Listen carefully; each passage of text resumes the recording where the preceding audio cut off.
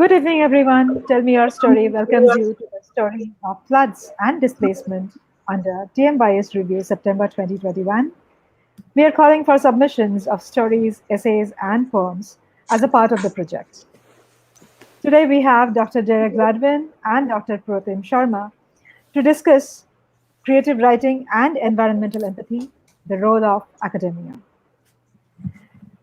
Introductions first. Dr. Derek Gladwin is an assistant professor of language and literacy education and a sustainability fellow with the Center for Interactive Research on Sustainability at the University of British Columbia. His research and teaching aim to promote the social understanding and relational action on environmental, health, and well-being, and art-based approaches through public forms of education and literacy. He has held research fellowships at the University of Amsterdam, University of Edinburgh, and Trinity College, Dublin. He is the author-editor of 6 books. Dr. Gladwin currently serves as senior editor of the Oxford Encyclopedia of Environmental and Sustainability Education with Oxford University Press.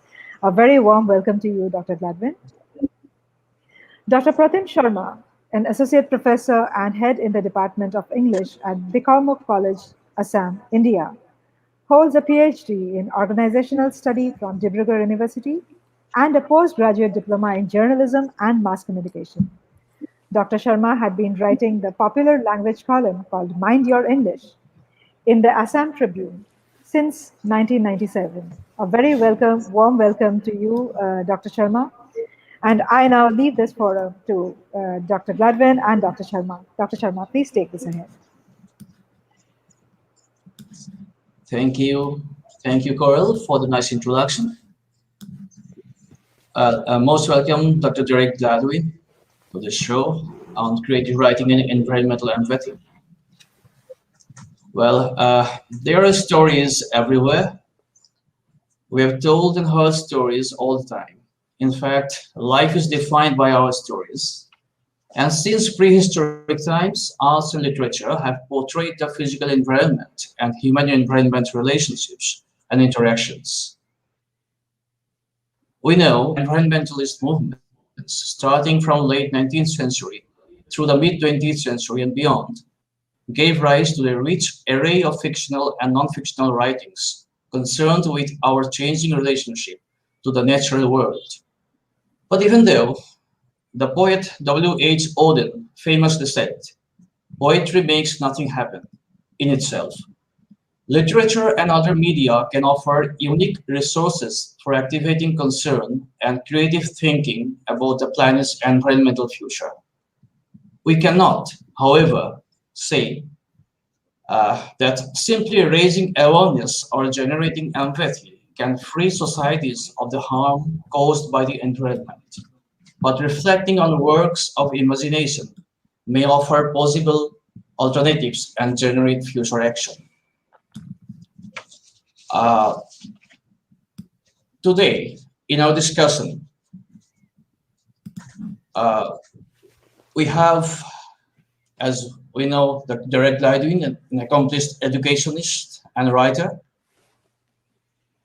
His views on environmental concerns through creative writing, including literary and visual texts, and how the creative forces or the power of imagination can work for generating concerns for the planet Earth.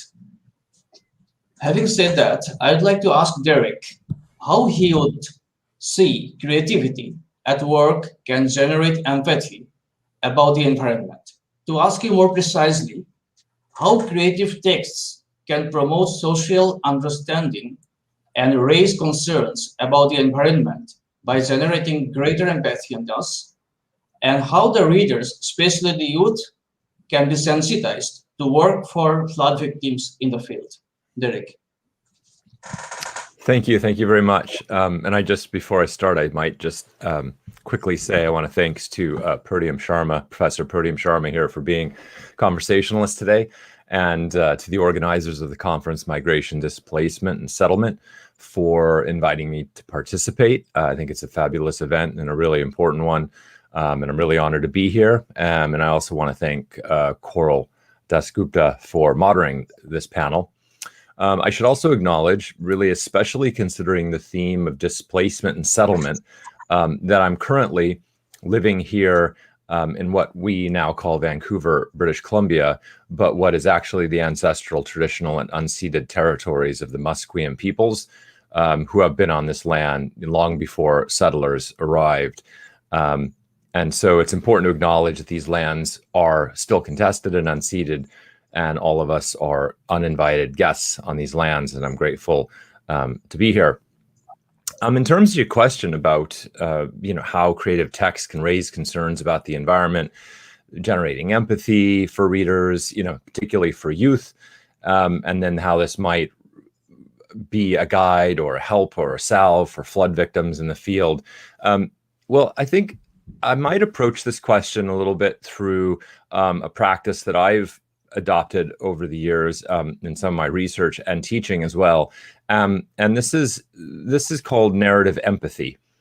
And I have found in my research that and teaching that empathetic approaches to environmental justice really often produces longer lasting effects, even if the work might be difficult in the short term. In other words, it can be challenging to try to build relationships and draw on empathy because the results might seem like they're not there right away. But over the long term, the results are much more profound and impactful because, of course, empathy is rooted in relationality and reciprocity.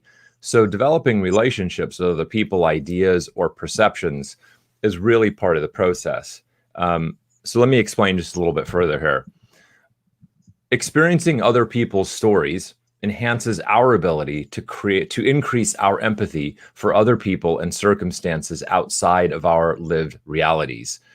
The scientist Marco Iacoboni, whose work has focused on mirror neuron research, discusses how observing and understanding other people in such mediums as print, visual, and digital culture affects viewers.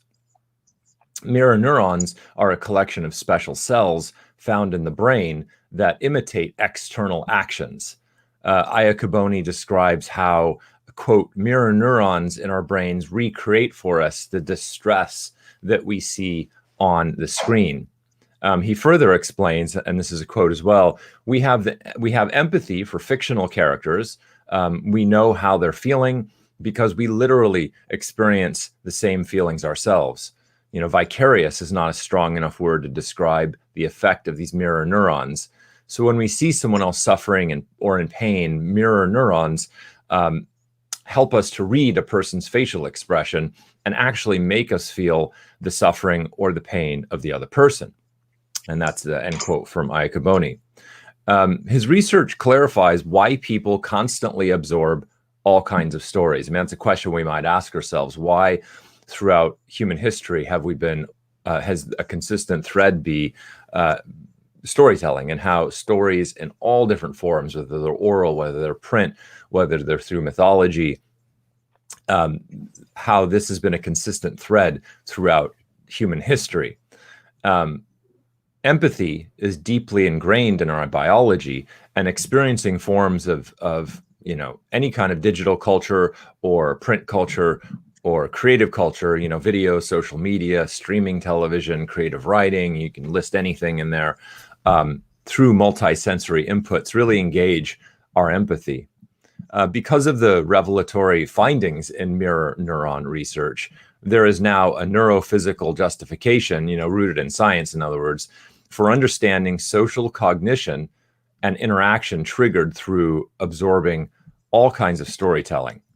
So that's sort of the science. If we pivot that a little bit, Suzanne Keen, who's a researcher, characterizes the effects of this as a theory of narrative empathy, where forms of story and storytelling enhance our ability to feel and relate to others. Keen explains that narrative empathy is the sharing of feeling and perspective taking by reading, viewing, hearing, imagining narratives of others' situation and condition. And in the research of Keen and others, empathy is connected to literary texts that includes fictional narratives such as novels and short stories. So this research on narrative empathy although we haven't mentioned the environment once yet, it's really a foundation to kind of think about and confirm why sustainability education and environmental and forms of energy literacy, which is some of the work that I do, can productively benefit from narrative forms in educational and social experiences. You know, we can feel empathy along with other powerful emotions as virtual experiences when viewing different stories, including our own and those separate from us. So, for example, we can, even though it might be virtual and separate from us, we have the capacity through our own mirroring process to develop empathy through the novels that we read, through the stories that we digest. As Iacoboni and Keene demonstrate regarding these mirror neurons and narrative storytelling, our brains function similarly, whether we are experiencing our own or other people's stories. This imitation effect, generating an immersive experience, signals in our brain, various distresses from the narrative that produces empathy. So to promote, attitudinal or behavioral change about how we consume fossil fuel energy or how we might organize our food systems or the victims in flooding, for example, to reference this conference theme here, we must mirror our stories that reflect values. I mean, if we think about it and we want to put it more logically, we can say, real people plus stories equal empathetic effects. It's that simple. So just as our mirror neurons influence our political and social affiliations, they also affect our perceptions about sustainable living when such stories are modeled for viewers. And the root really of this behavioral change, which we're always talking about, how do we change behaviors? How do we change attitudes? The root of this is from mirroring and imitation. And this process remains fundamental to how humans experience story and storytelling in society. And this visualizing and experiencing flooding in creative works, for example, either virtually or experientially, can have really powerful effects on readers. So I suppose that's one way I've accessed this, how creative text can really make profound change, particularly through empathy. Great, Derek. You already pointed out about mirror neurons and the empathy. As I understand, several studies have shown the positive correlation between, literary reading and empathy. For example, Professor Kate Oatley of the Department of Applied Psychology and Human Development at the University of Toronto, in a study on psychological effects of fiction, he found that engaging with stories about people can improve empathy. And it is empathy that generates change in our behavior. Very well said, Derek. Well, coming to the next question. We know that nature-induced displacement and resettlement have been there for time immemorial. When we talk about flood narratives showing all these, where do the victims stand? Can creative writing enhance victim sensitivity and make us empathize with them by engaging in familiar, shared experiences? Yeah, that's a good question.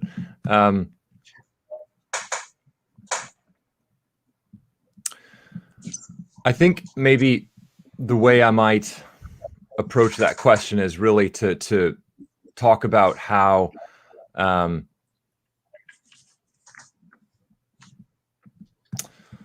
maybe I might talk about that through how I personally sort of employ sort of arts-based educational approaches for, environmental justice, right? And how others might consider that as well. For me, we draw on the tools and the abilities in which we've cultivated in our lives to help make change, right? And so for me, some of the best ways that I can do that as an author and as an educator, and so how I personally employ arts-based educational approaches for environmental justice through teaching and writing. And as I sort of talked about with narrative empathy, and you did too as well, Protim, bringing up Keith Oatley, that really the arts-based approach is oftentimes considered not very relevant or not a powerful way to to address environmental justice, when in fact it might be the most powerful way to address it. If we think about the social and cultural effects are really the crux or the impasse when it comes to environmental justice, right? We have the science, we know, when the information and the data is there. It's just a matter of how do we shift perceptions and attitudes and behaviors, right? That's the real challenge. And so these arts-based approaches kind of take us there. So many of the books that I've been involved in, whether I've written them or edited them or written in them, are really involve these arts-based approaches to environmental justice, where storytelling and creativity is the primary focus. And much of my teaching also kind of speaks to these issues more than even the writing, in the sense that teaching really has the greatest impact on perceptions and students, and really a large capacity to make change. And I'm fortunate where I can teach courses at the University of British Columbia to teacher candidates in the teacher education program. So in other words, these students are training to be teachers, and when they're finished with our program, they go out and teach how many hundreds and hundreds of students in their careers, each of them. So there's a real impact to think about the exponential number of children and youth that can be reached if their teachers, support and teach about environmental justice. And I find really this to be a great way to promote this work and increase advocacy. And I tell a lot of my students, really they're the ones doing the profound work, with the amount of, if they're high school students or if they're elementary school students, the amount of students they can access and teach. That's some of the best activism, some of the best advocacy you could ask for. And it's more like, lowercase activism, small a activism or small a advocacy. It doesn't feel big because they're not out necessarily pronouncing themselves in the media and everything else, but actually that is the grassroots kind of change over time, generationally. So I guess maybe there's one thing I'll say about this too, and it's something that I found to be a way of pushing for change. I was recently granted funding for a research project where I look at storytelling through what's called energy literacy. And some of the work that I look at is through energy. And that is to say that one of the primary, by far one of the primary causes of climate change, is, as we all know, is fossil fuel energy and the burning of fossil fuels. So really, if we want to think about addressing climate change, how do we address it through energy? Because that's the primary issue. And so what I wanted to do in this research project is talk with future teachers and see how much they know about energy literacy. They say, most people know about, they know a lot more, they have a higher environmental literacy than they do in energy literacy, right? 10% of the population really know anything about energy, even though it's so profoundly fundamental to our daily lives. So this project looks at how we use storytelling in thinking about how we can generate energy change. So I guess I can ask everyone in this virtual room, as you're watching, to think for yourselves, what is your energy story, right? Everyone has energy stories, whether they're about a relative working on an oil rig, a parent teaching a child to turn on the lights, turn off the lights to save energy, or maybe a midwinter power outage, which here in Canada can be quite substantial because it's so cold here. If you lose power in the winter, it can be very challenging. So perhaps, everyone can think about this for a minute as I'm talking about what's your energy story. We all have one. My energy story, for example, is probably, could be quite different than everyone here. Obviously, being in Canada, it's an energy resource country. So everyone's sort of connected to energy on some level, because they have a relative that's worked in the energy sector. They live near a place where people work in energy sectors. We're talking about pipelines a lot in the past. So there's always that part of the consciousness. And for me, growing up relatively privileged on the West Coast of North America, where, fossil fuel energy was just in excess and there was never a question of it. And it was, the story was, there's as much of it as we need. When of course that's not an accurate story, right? That was a false narrative told, that there's not an excess supply of fossil fuel energy. And of course there's lots of consequences to engaging in fossil fuels. So I think on some level, my life was built on the assumption that,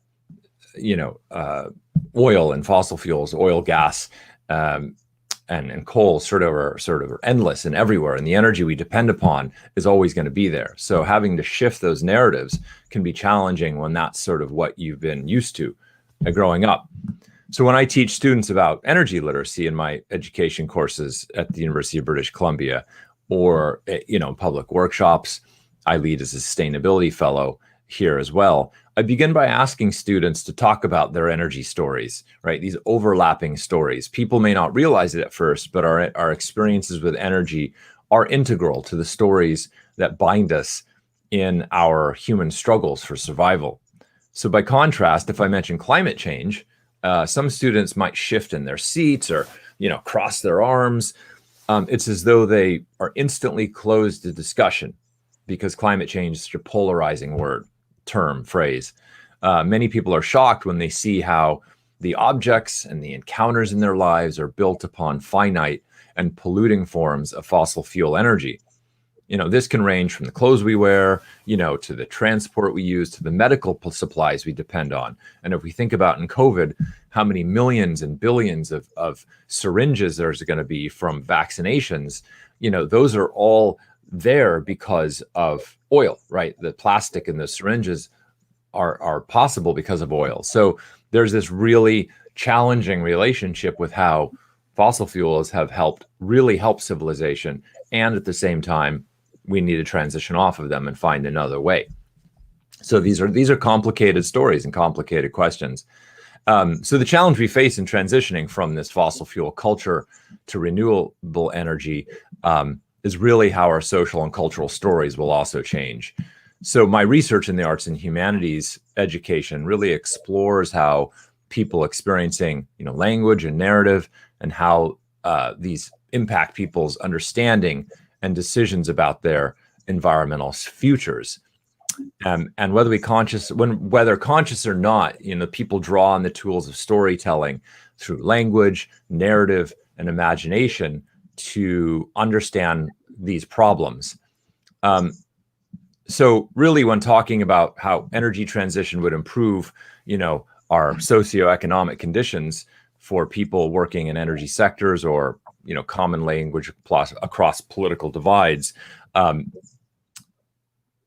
this model, people have to control their energy stories in ways that they often didn't with, or think about their energy stories in ways that they didn't with fossil fuels. And the shift in this story really creates sustainable low carbon futures without sort of erasing histories in the process. So kind of what I propose to think about with our storying is, in order to break that sort of gridlock of social division and public discourse around climate change, which there is in many, many countries around the world, let's share instead the story of energy change. And shifting that conversation to energy doesn't ignore the reality of climate change. Really, it only reframes the story that we have a collectivity of all needing energy and all needing different forms of energy to survive in our lives, and finding overlap and ways that we come together around that, as opposed to sort of the political divisions that are part of it. So that's just sort of one example, I guess, where, we can look at story and storytelling in terms of rewriting various narratives about this. Right, Derek. It's lovely to know that you are involved in arts-based education for environmental justice and also energy literacy.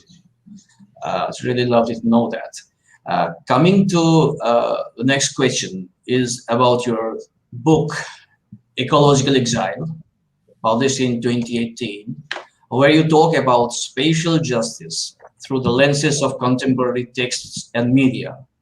How creative texts can address spatial injustice resulting from destructive environmental changes. There is also a concept of solastalgia in the book, right? Yeah. So can you please throw light on the concept and the content of the book? Yeah, and I appreciate that question. And I think when it comes to displacement, flooding, and settlements and resettlements, this book, while it wasn't specifically focused on flooding per se, there was an element of that in it, because when we talk about spatial injustice, particularly in a time of increased environmental challenges and crises. Flooding is one of the largest issues we're going to be dealing with, not just currently because we're having this now, but also in the future. And so it is a spatial issue. And this book really highlights how space, as opposed to time, we always think about history when it comes to climate and when it comes to environmental, our environmental histories, and that's important as well. But oftentimes what's not in that conversation is the idea of space and how we negotiate spatial injustices. So this book came out really as a desire to highlight the impacts that space and geography have on environmental injustice.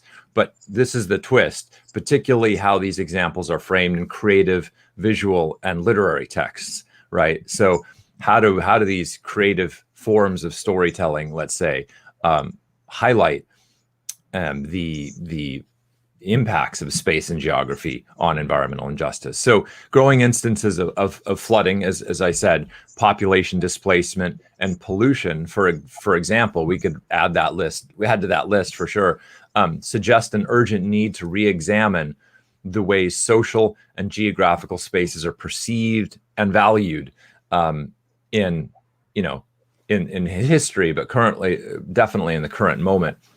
And although spatial perspectives are vital to analyses of society and culture, they really remain less explored in what we might call the environmental humanities, which of course is the theme of this conference, than in geography or social theory, which is to say geography and social theory have brought up issues around spatial justice in the past, but not nearly as but environmental humanities work tends to primarily focus on history and temporal lineages or deep time and these kinds of issues. Again, very important, but there's also the spatial element that needs to come in, I think.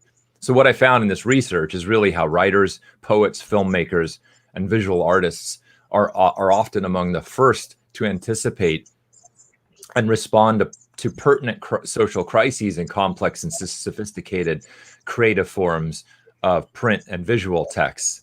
These creative forms can appeal to how society uses narratives, images, and metaphors as a way to frame values and emotions, which have the effect of reproducing, social consciousness about environmental issues.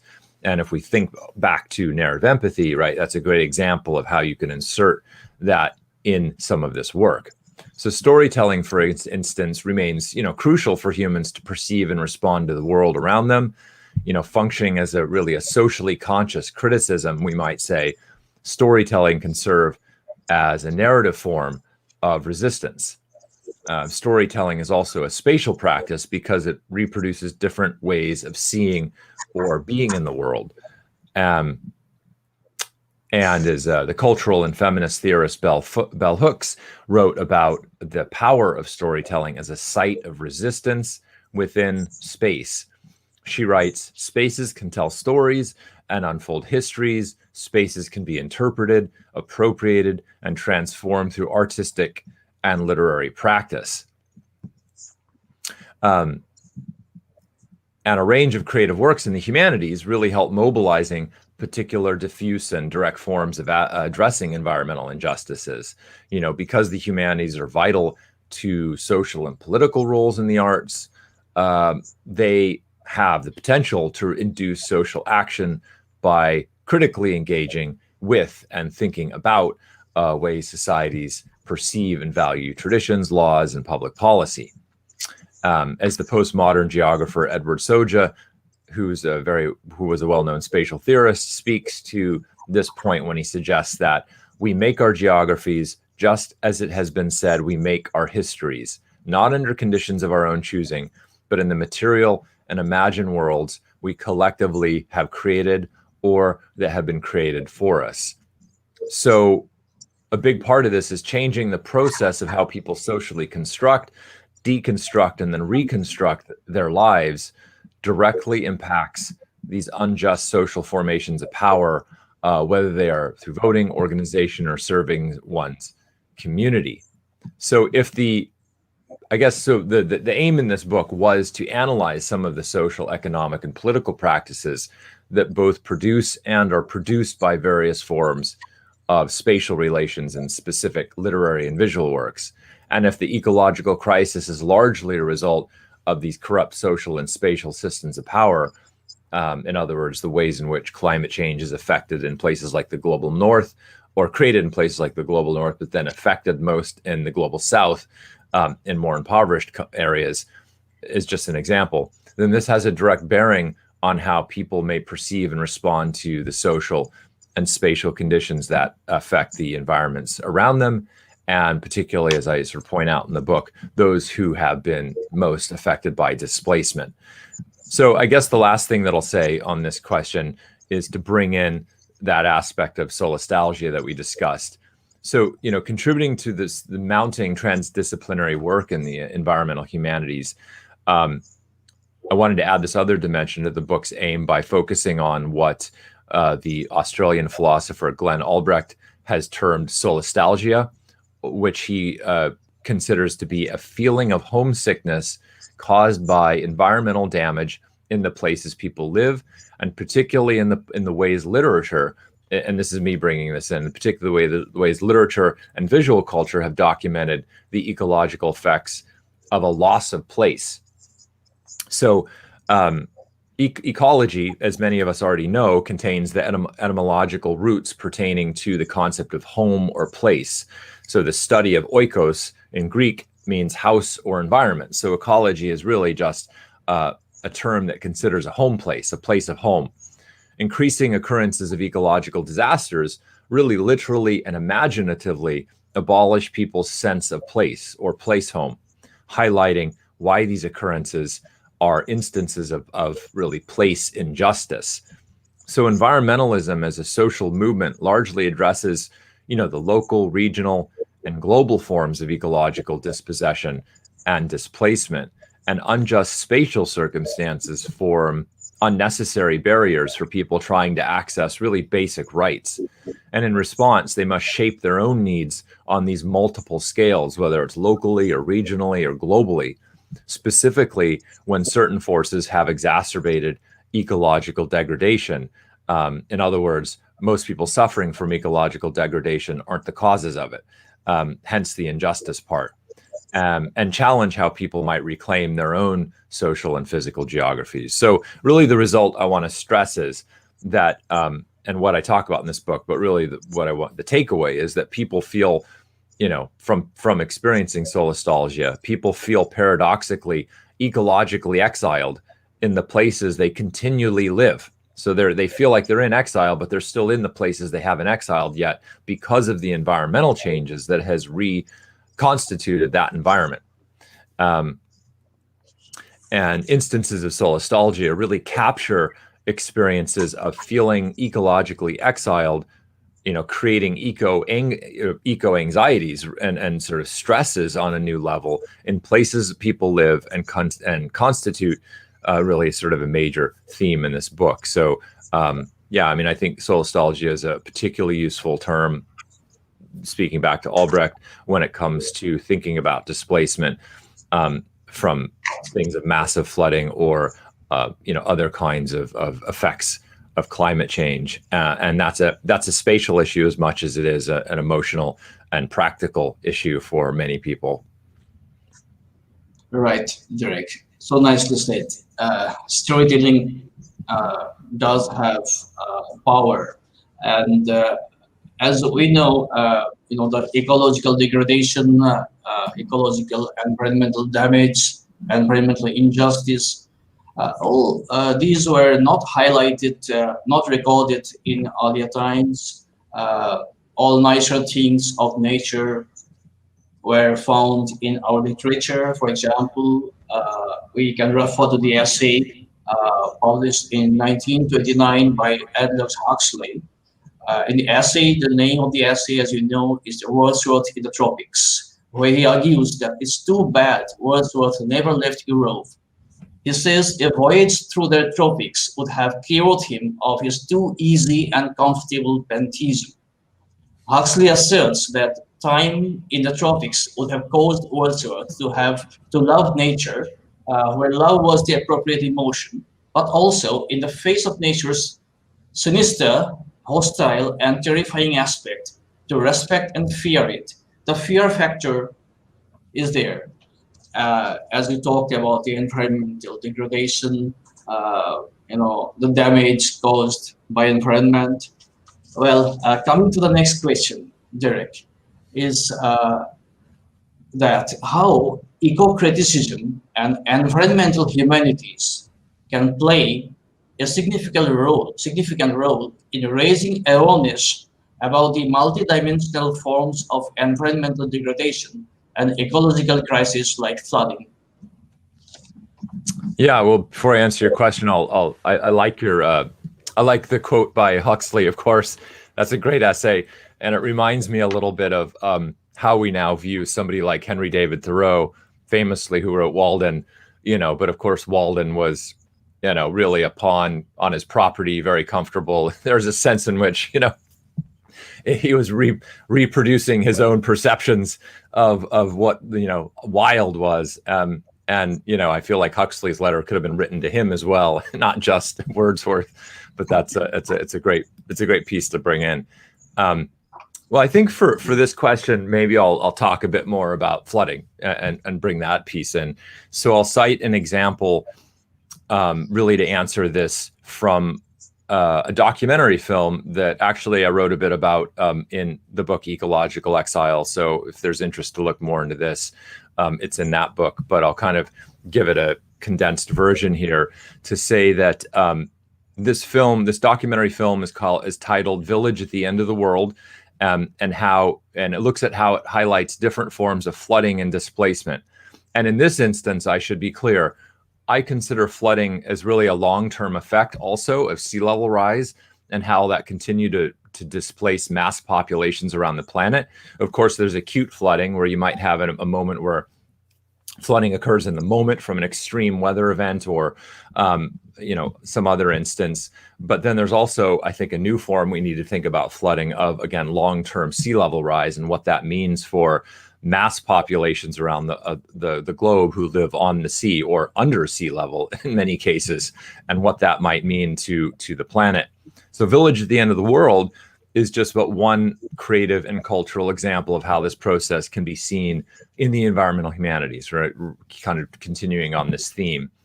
So in this film, which was made in 2012, the British filmmaker Sarah Gavron and Danish co-director cinematographer David Katz-Nelson, they document an Inuit fishing community in northwest Greenland. So really the global north, but a kind of global north that we oftentimes don't think about when we're thinking about how they're impacted by climate and displacement.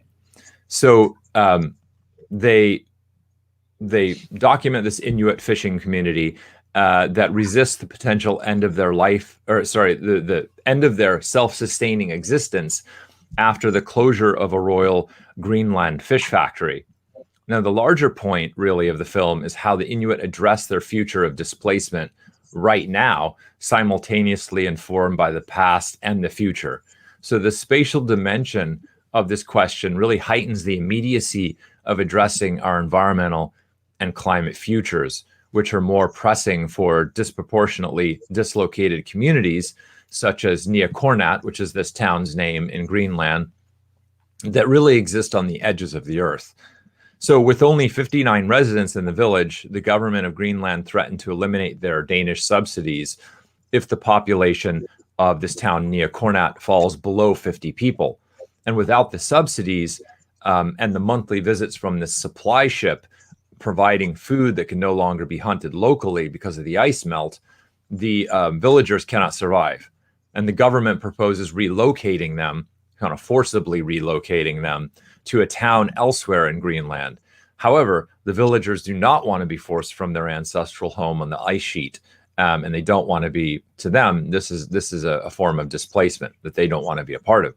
So this documentary serves as an example of how the environmental humanities narrate, value, and perceive the imagined and physical spaces that create social injustices. If space is socially constructed and produced, which I sort of talked about with Ecological Exile, the book, often through historical narratives, then how do cultural producers, documentary filmmakers, writers, whatever, change that narrative and in turn our perception. So unjust spatial circumstances make it increasingly difficult for people to shape their own needs, as in this Inuit village, particularly when these forces have exacerbated environmental degradation that challenge how people can construct their own geographies, which have been affected by rising sea levels, which is another form of prolonged flooding.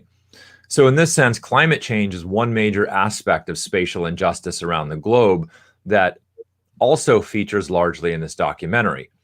And the isolated village of Neocornat directly suffers from industrial practices occurring elsewhere around the globe by corporate pollution, failed admission controls, unsustainable social habits, and the list goes on, all primarily in the global north, again. So the small peripheral communities like Neocornat that are really on the edges of the world, where ice density remains essential for survival, are most affected by these changes. So the problems associated with uneven development on a global scale have affected communities like Neocornat and contributed to climate injustice. And the Inuit in this community face displacement because of socially produced forms of climate change that result from unjust forms of, globalization, really. And displacement then serves as another element of spatial injustice that roots from the environmental effects of global warming, and dislocating these villagers, which is the solution, only really exacerbates the problem. It does not address the fundamental issue of the spatial injustices of climate change, and how that creates the ice melt and more flooding that villages like this one continues to experience in the globalized industrial economy. So not only considering some of the massive cities as well as small villages on islands around the world that are having to really, migrate and resettle because of sea level rising, I think it's also important to consider some of these smaller indigenous communities in the Arctic who are having to do the same and having to change their entire life and their ways of being for centuries because there's no longer ice to live on and ice to migrate across and hunt on, and thinking about how that really impacts another kind of community around the world. Okay, Derek, it's great listening to you. I think we can come to the last question now. Can creative writing and reading of such texts inspire behavioral change among adults, many of whom are aware but live in denial? Do you get my question, Derek? So how creative writing might promote sort of behavioral changes or attitudes, that kind of thing? Right, yeah. Yeah, I think that's, it's a great question. And it certainly, there's themes of this throughout everything. Your questions have themes throughout this, and some of my answers have themes throughout this. And, as sort of mentioned somewhat in my own responses, I think that children and the young minds and youth really are a huge impact of this kind of behavioral and social change, because they're not as, rooted in their own sort of opinions. And, I guess one of the most effective information and communication campaigns for energy and climate justice is currently being spearheaded by international youth culture, right? Not the quote unquote adults in the room, right? It's by being spearheaded by youth. And building an energy and an environmental justice framework relies upon the mobilization of youth in social and educational contexts. We all know the famous Swedish teen activist, Greta Thunberg, and how she has become a spokesperson for climate change. But she also serves as an example of how youth culture, or a symbol of how youth culture values different forms of environmental justice, and how that can effectively mobilize knowledge and action. And Greta's not alone in shifting the dynamic of youth culture. Other international students such as Isra Hirsi, Autumn Peltier, Bruno Rodriguez, Elena Gualinga are just a few around the world that continually promote action as much as they educate others about about climate change and other environmental issues, and how they need to decolonize some of these policies. So connecting with and educating youth about environmental justice creates profound long-term effects, as I said at the beginning here. And when youth are not, even if youth are not the famous activists like Greta, the ones I mentioned, much of this can happen at a grassroots level. You know, for me, I talked about how teaching might do this, how teachers might have this kind of impact with their own students, and youth are really the next generation of audiences that are going to make this change. So that kind of introduces the answer to the question in terms of thinking about creativity and how creativity is such a key aspect to this. So that's why I'm going to actually answer this question a little bit more broadly, to say that fully experiencing kind of the transformational opportunities requires these creative tools that are often sidelined in our everyday lives. You know, just as athletes need to constantly train to maintain top physical form, we need to access our creativity to maintain top storytelling form. And creativity can appear in the most unlikely places. Living a creative life doesn't necessarily involve publishing books, exhibiting paintings in our galleries, or performing music on the stage, but they can involve all these. And we can all find these undertakings that fuel our creative learning. In their book, Wired to Create, the cognitive psychologist Dr. Barry Kaufman and Huffington Post journalist Carolyn Grigori argue that we are all wired to create. Our lives present all sorts of opportunities to exercise and express our creative potential. So as these authors explain, creative self-expression serves as a powerful way of dealing with inevitable changes in our lives. And I just recently published a book called Rewriting Our Stories that really looks at how storytelling kind of rewires the ways that we think and the ways that we engage in society. And by doing that rewiring, really we're drawing on and cultivating this deep set of creative aspects and building in creativity. So I guess that's sort of where I conclude here, and maybe my takeaway is to say that the creative dimensions, whether it's through creative writing, whether it's through painting, whether it's through just how we interact in our daily lives, thinking through how we can be more creative, really can enhance and changes the way that we behave, the way that our attitudes interact. It creates empathy for others, and it also, I think, really promotes a youth culture that can come and mobilize and create some change that the world needs right now. Great, very nicely concluded. Thank you so much. Great talking to you, Derek. Thank you. I really appreciate it. Thank you so much for this really insightful conversation. I was listening to it from the other side, and the few things that you said in the end, which says that creativity doesn't have to be a defined domain, one of those which falls into the categories which come into the definition of creativity. But creativity is a state of mind that is just so surreal, so beautiful. And actually, I really my prime takeaway from this session is probably that you can be creative in your mind, in your attitude, and you can make a difference without, even if you don't necessarily are trained into one of the prescribed, defined creative modules. Thank you so much, Dr. Derek Gladwin and Dr. Protim Sharma, for such an insightful conversation. We look forward to receive submissions of stories, essays, and poems on displacement and rehabilitation of flood victims under TMYS Review September 2021. Please stay safe, take all kinds of precautions, take good care. Times are a little scary, but I'm sure we will come over it. Thank you so much. Thank you. Thank you. Thank you.